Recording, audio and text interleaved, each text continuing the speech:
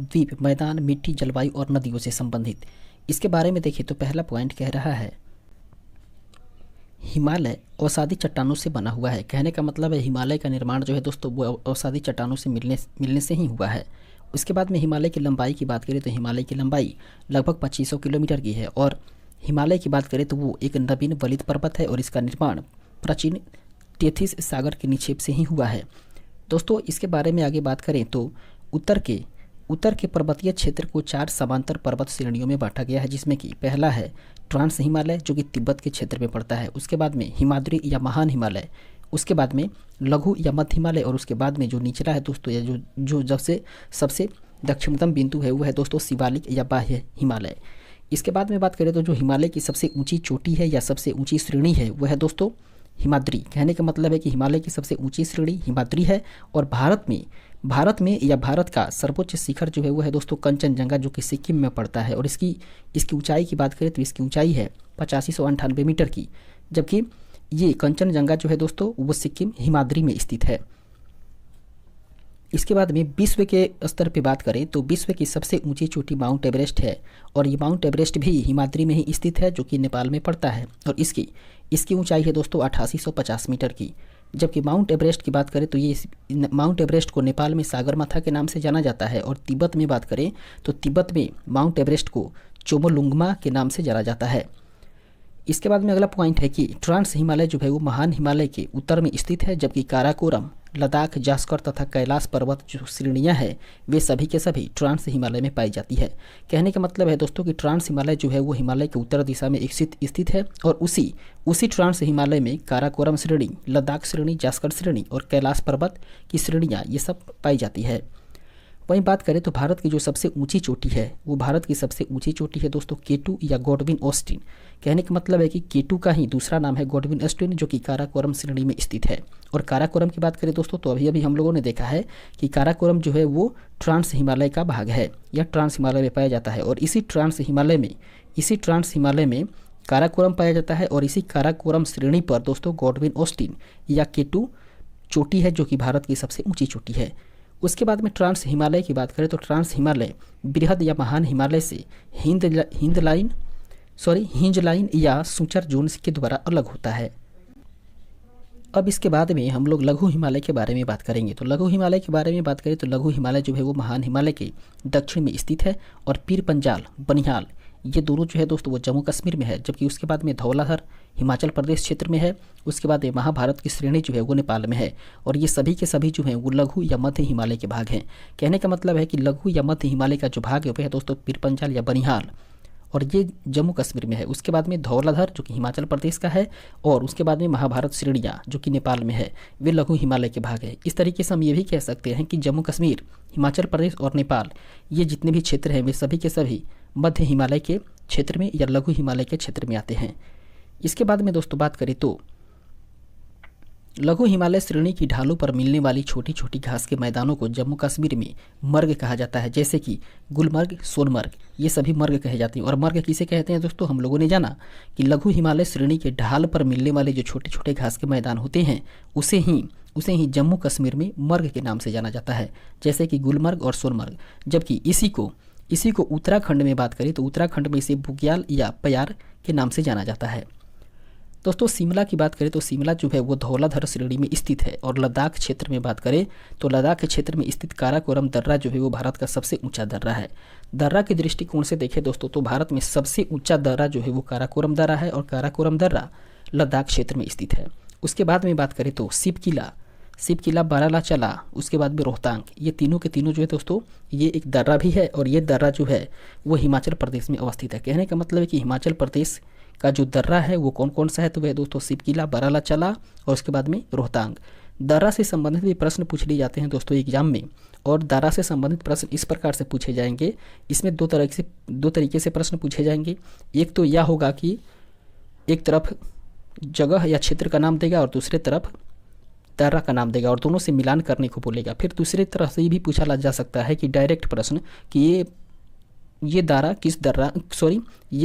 कहने का मतलब कि शिवकिला की बात करें तो शिवकिला दर्रा जो है वो किस प्रदेश में आता है या ये किस क्षेत्र में आता है। इस तरीके से भी प्रश्न पूछा जा सकता है। फिलहाल बात करें तो बुर्जिल और जोजिला बुर्जिल और जोजिला दर्रा जो है वो जम्मू कश्मीर में स्थित है, जबकि जबकि लिपुलेख, थागला, नीतीला दर्रा जो है वो उत्तराखंड में है।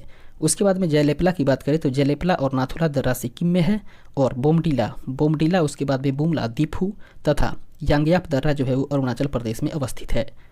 इसके बाद में बारालाचाला दर्रा की बात करें तो बारालाचाला दर्रा जो कि हिमाचल प्रदेश में है और लेह मनाली को जोड़ता है।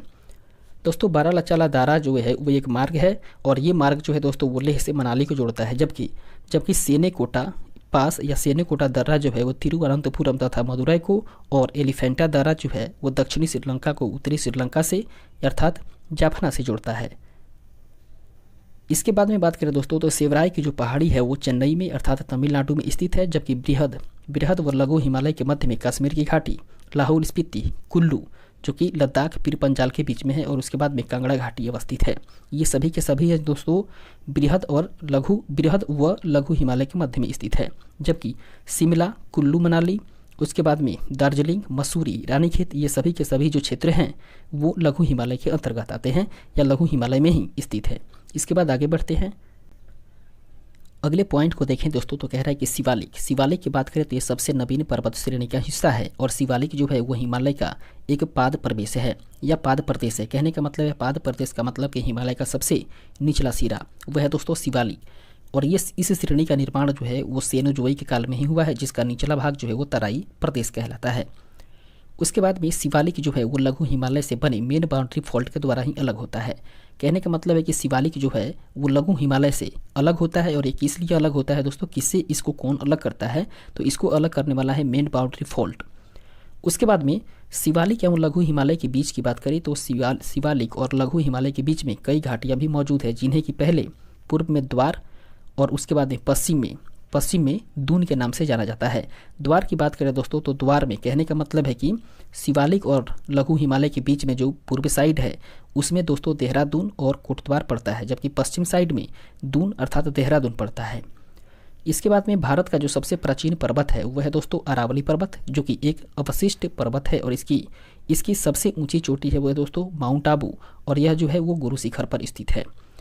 कहने का मतलब है कि भारत का जो सबसे प्राचीन पर्वत है वह है दोस्तों अरावली का पर्वत, और ये अरावली पर्वत जो है इसका निर्माण हुआ है अपशिष्ट पर्वत से, जो कि एक अपशिष्ट पर्वत है, और इसकी सबसे ऊंची चोटी है दोस्तों वह है गुरु शिखर, और गुरु शिखर की बात करें तो ये माउंट आबू पर स्थित है। उसके बाद में अरावली की पहाड़ी जो है वो कहाँ है, तो अरावली की पहाड़ी है दोस्तों राजस्थान के क्षेत्र में। कहने का मतलब है कि दोस्तों जब हम लोग भारत के नक्शा को देखते हैं तो ये भारत का जो नक्शा है दोस्तों, भारत के नक्शा के बारे में हम लोग बात करें तो यहाँ से जो भारत की नक्शा पड़ता है उसमें ये राजस्थान के क्षेत्र में पड़ता है। राजस्थान के क्षेत्र में दोस्तों पड़ता है कौन सी, अरावली की पहाड़ियाँ। उसके बाद में बात करें तो अरावली के पूर्व से बनास नदी निकलती है, जबकि अरावली के पश्चिम से लूनी नदी निकलती है, जो कि यही लूनी नदी जो है वो कच्छ के रण में अर्थात गुजरात में जाकर के ये विलीन हो जाती है। और पूर्वी घाट के बारे में बात करें तो पूर्वी घाट जो है वो उड़ीसा से तमिलनाडु तक फैला हुआ है, जबकि महेंद्रगिरी की बात करें तो महेंद्रगिरी जो कि उड़ीसा में है वो पूर्वी घाट का एक पर्वत है। दोस्तों हम लोग पूर्वी घाट के बारे में बात करें तो पूर्वी घाट के बारे में सबसे पहले हम लोग एक भारत के यदि नक्शा को हम लोग देखेंगे तो भारत के नक्शा में ये वाला जो क्षेत्र होता है ये पश्चिमी घाट कहलाता है, और फिर इसके बाद में ये वाला जो क्षेत्र होता है ये पूर्वी घाट कहलाता है।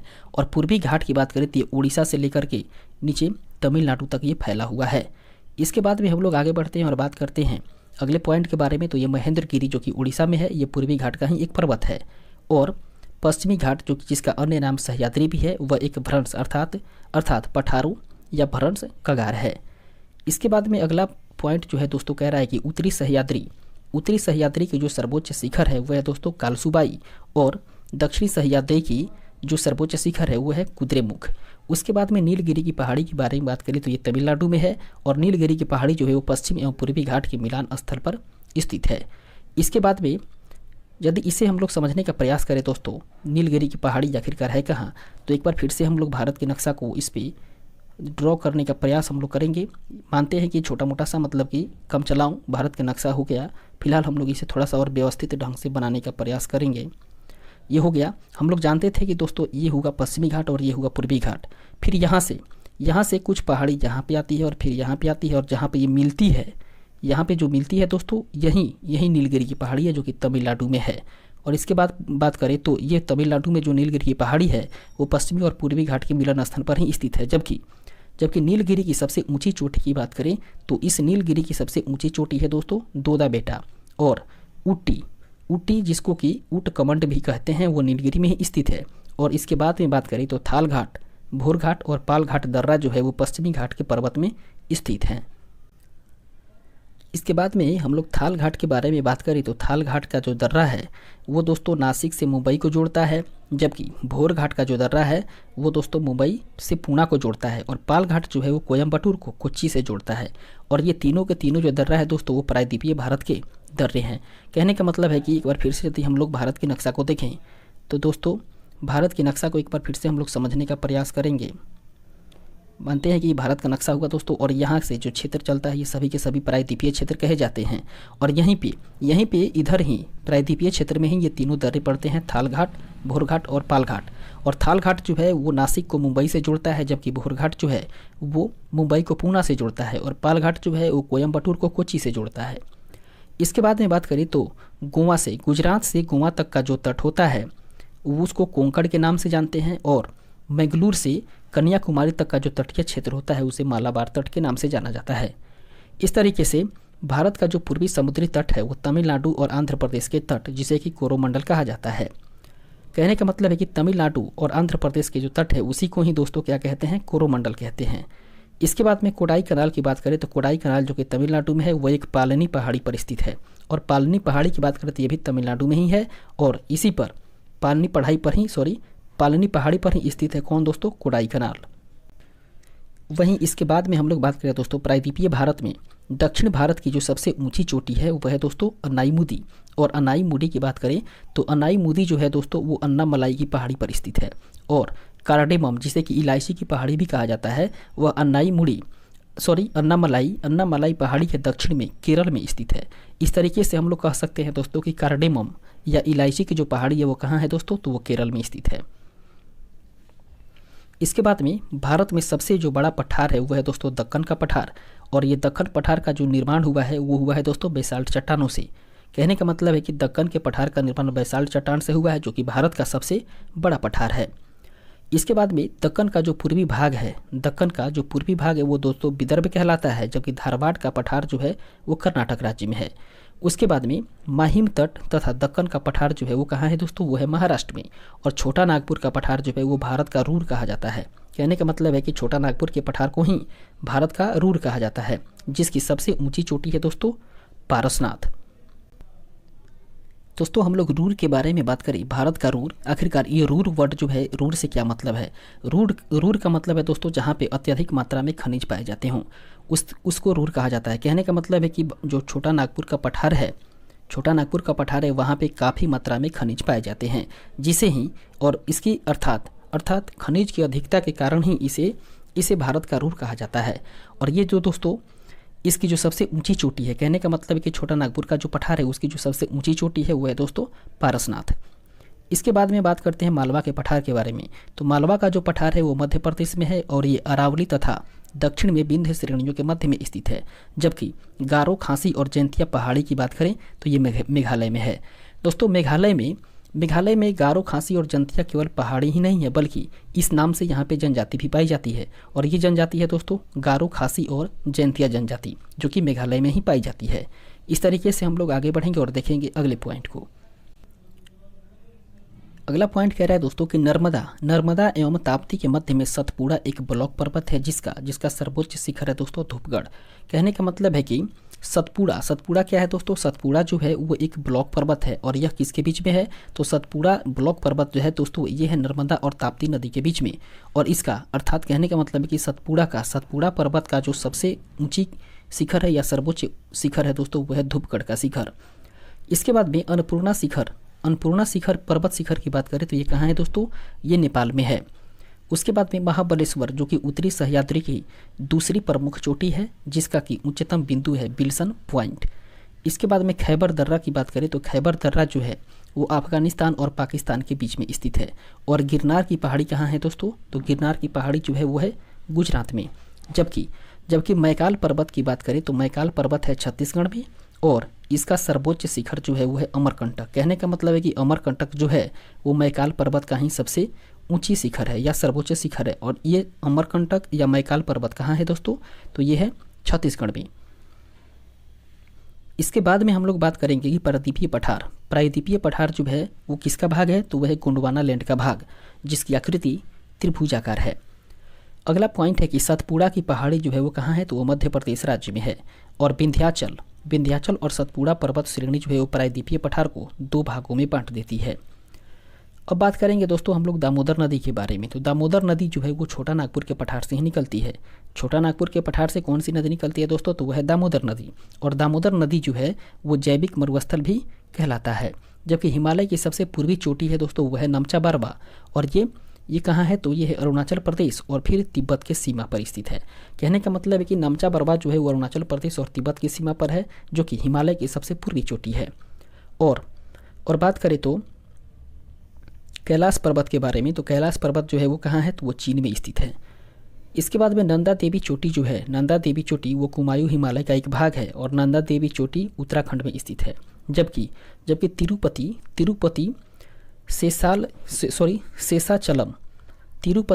शेषाचलम पहाड़ी की चोटी में है। जबकि मध्य प्रदेश में पंचमढ़ी पर्यटक स्थल सतपुड़ा पहाड़ी पर स्थित है। कहने का मतलब है कि पंचमढ़ी क्या है दोस्तों? वो एक पर्यटक स्थल है और ये कहाँ है?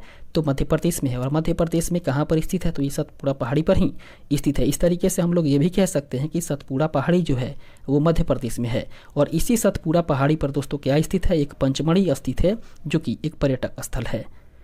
उसके बाद में पंचमढ़ी को सतपुड़ा की रानी भी कहा जाता है। जबकि नंदी हिल्स जो है वो मैसूर शहर के पास में स्थित है। और महादेव पहाड़ी की बात करें तो ये मध्य प्रदेश में स्थित है, जबकि सारामती पर्वत है नागालैंड में स्थित। उसके बाद में महेंद्रगिरी चोटी की बात करें तो पूर्वी घाट में स्थित है। घाट के बारे में दोस्तों हम लोगों ने जाना है कि अगर मानता हूँ दोस्तों ये भारत का नक्शा हो गया, इसे ओवरऑल मिला के हम लोग बात करें, ये मानते हैं भारत का नक्शा हुआ। इसमें यदि बात करें दोस्तों पूर्वी घाट के बारे में, तो ये हुआ पूर्वी घाट और फिर ये हुआ पश्चिमी घाट। और ये महेंद्रगिरी की चोटी जो है वो इसी पूर्वी घाट में स्थित है। इसके बाद में भारत की जो सबसे बड़ी नदी मुख है वो है दोस्तों हुगली नदी का। और अगला पॉइंट कह रहा है कि भारत के विशाल मैदान का निर्माण जो है वो नदियों के द्वारा बहाकर लाई गई निक्षेपों से ही हुआ है।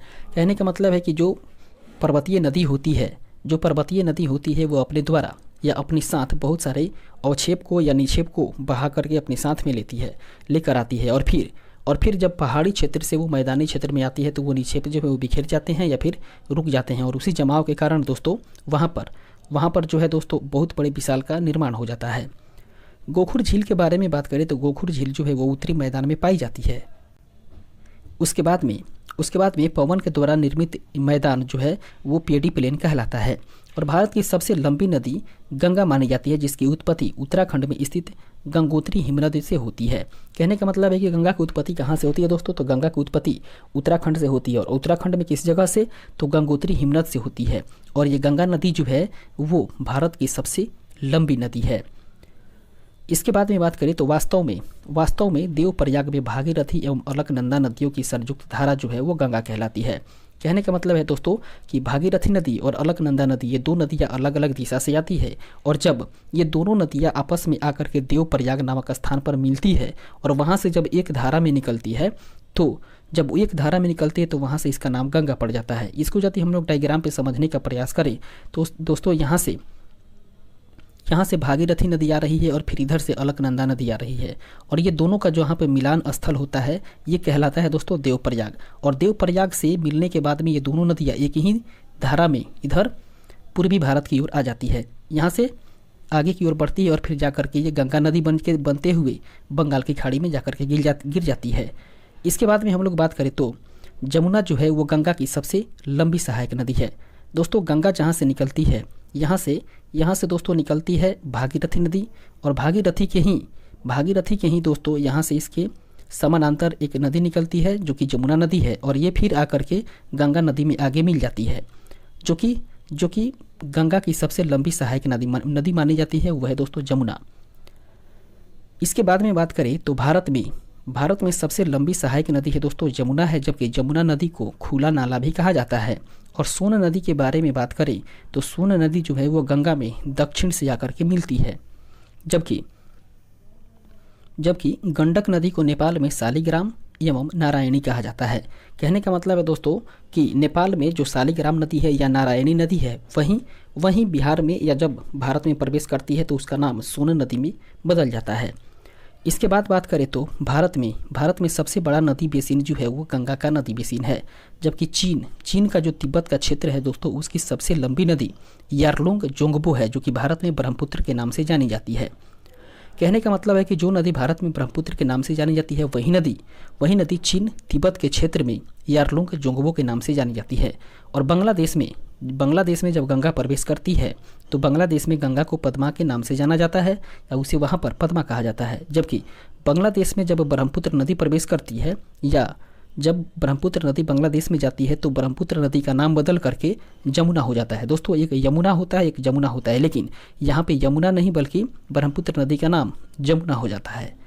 इसके बाद हम लोग आगे बढ़ेंगे।